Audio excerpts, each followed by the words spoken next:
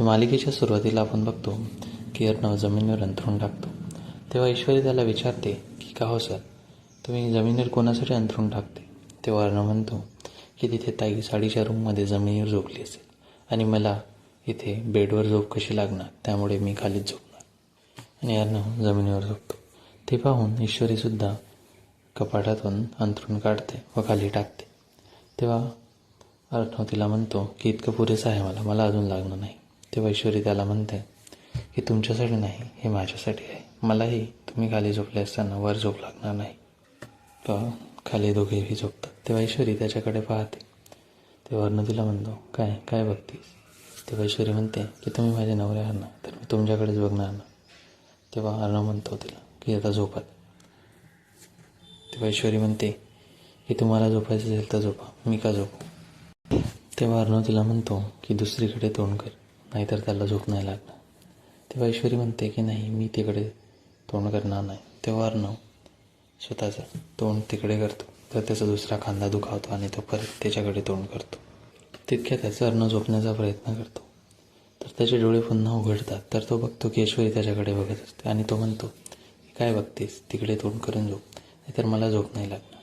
तेव्हा ईश्वरी म्हणते की अजिबात आहात तुम्ही सर. नाहीतर. तेवढ्यातच ईश्वरी म्हणते की नाहीतर काय करणार सर. तेवढ्यात अर्णव म्हणतो नाहीतर मी माझ्या आवाजात अंगाई गीत गाईल. व ईश्वरी त्याला म्हणते म्हणा ना सर. तेवढ्यातच अर्णव अंगाई गीत म्हणण्यास सुरुवात करतो. तर त्याचा आवाज ऐकून ईश्वरी म्हणते नाही सॉरी सर, तुम्ही झोपा आणि मला पण झोपू द्या. आणि म्हणते की तुमची अंगाई ऐकून मला आजच तर काय कधीच झोप लागणार नाही. आणि तेवढ्यात झोपी जाते. त्यानंतर अर्णव झोपण्याचा प्रयत्न करतो, पण त्याला काही झोप लागत नाही. तो अस्वस्थ होतो. ॲट द सेम टाईम अंजलीसुद्धा अस्वस्थ होती, तिलासुद्धा झोप लागत नाही. तेवढ्यातच अर्णवला त्याची आई आणि त्याच्या बहिणीच्या जुन्या आठवणी आठवतात आणि तो सतत विचार करत राहतो आणि उठून बसतो. आणि हे सर्व होत असताना आपण बघतो की राकेश एका दुसऱ्या मुलीसोबत असतो.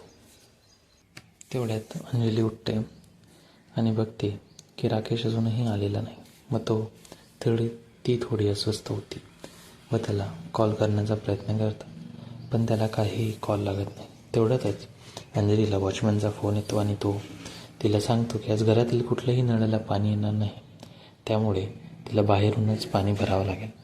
तेवढ्यात वॉचमन तिला म्हणतो की राकेश साहेब असतील ना, त्यांना पाणी आणायला सांगा.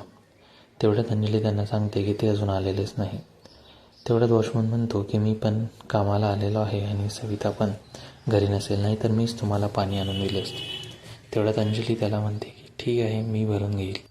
तेवढ्यातच आपण बघतो की ईश्वरी स्वीट्समध्ये ईश्वरीची आई असते आणि तेवढ्यात एक माणूस तिथे एंट्री घेतो. तो एक चित्रकार असतो. तो ईश्वरीच्या आईला सांगतो की त्याला ईश्वरी देसाईच्या बाबांनी च्या मित्रांनी पाठवला आहे, कारण त्यांना एक स्केच काढून द्यायचा होता. त्यानंतर ईश्वरीची आई त्या माणसाला बसवून घेते. तेवढ्यात तो त्याची सामग्री काढते आणि चित्र काढायला सुरुवात करते. तेवढ्यात तो ईश्वरीच्या आईला सगळे त्याच्याकडे असलेले डोळ्यांचे, नाकाचे, कानाचे चित्र दाखवतो आणि म्हणतो की त्या बाईसोबत मेल खाणाऱ्या जे तुम्हाला वाटतं ते मला सांगा. त्यानंतर ईश्वरीची आई त्याला त्या बाईचे उल्लेख करायला सुरुवात करते आणि तो चित्र काढण्यास सुरुवात करतो. त्यानंतर तो चित्रकार त्या बाईचा हुबेहूब चित्र काढतो. ईश्वरीची आई त्याला म्हणते धन्यवाद, तुम्ही तर हुबेहूब चित्र काढलं आहे. आणि विचार करते की आता ह्या बाईचा स्केच पोलिसांमध्ये दिल्यास, तक्रार केल्यास ही बाई सापडेल आणि तिचं जन्माचं दुःख संपेल आणि ईश्वरीचं आयुष्यसुद्धा मार्गी लागेल. तेवढ्यातच नम्रताचा फोन येतो आणि ती तिच्या आईला म्हणते की तू घरी जाऊ शकते का. तेव्हा तिची आई तिला म्हणते हो, मी जाते लगेच.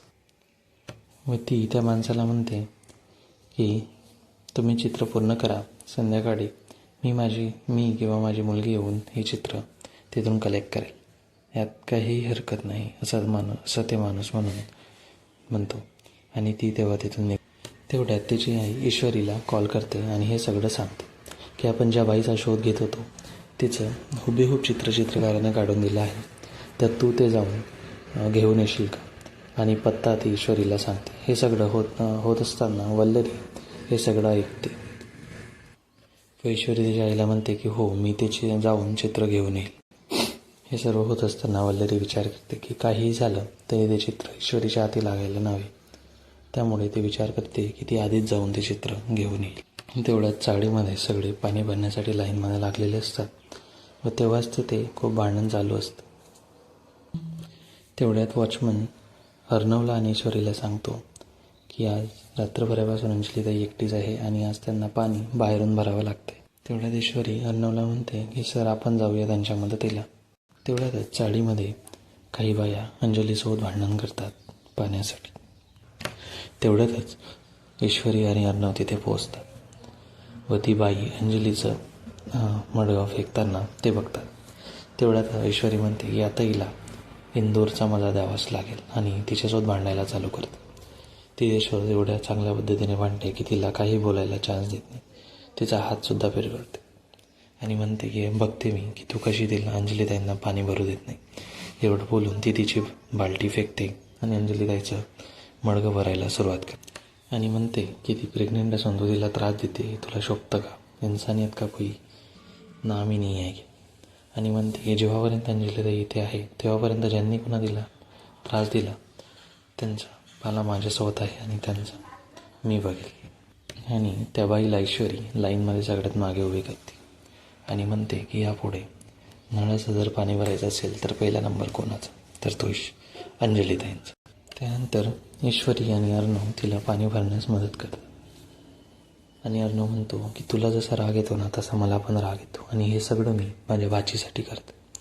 तेवढं म्हणून तो ईश्वरीने अंजलीने आणलेले भांडे भरून तिच्या घरी नेऊन दे. त्यानंतर अंजली अर्णवला म्हणते की काही झालं तरी तू घराच्या आतमध्ये पाऊल टाकणार नाही. तेव्हा अर्णव म्हणतो की ठीक आहे, पण मला एवढं ठेवू दे आणि मी निघतो. व त्यानंतर अंजली त्यांना म्हणते आता तुमचं झालं आहे ना, आता निघा तुम्ही.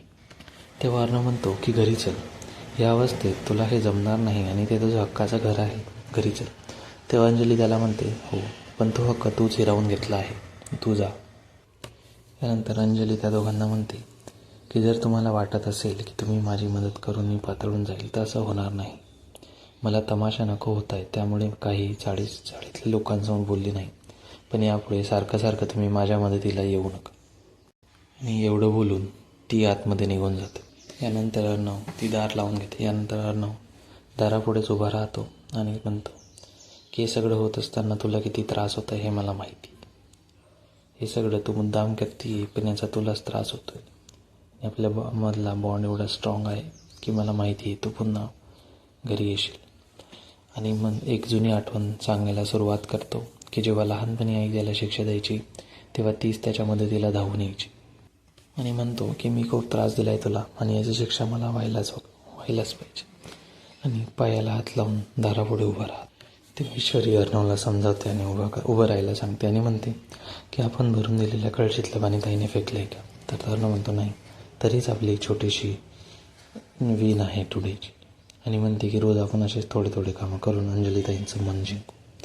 आणि पुढील भागात आपण आता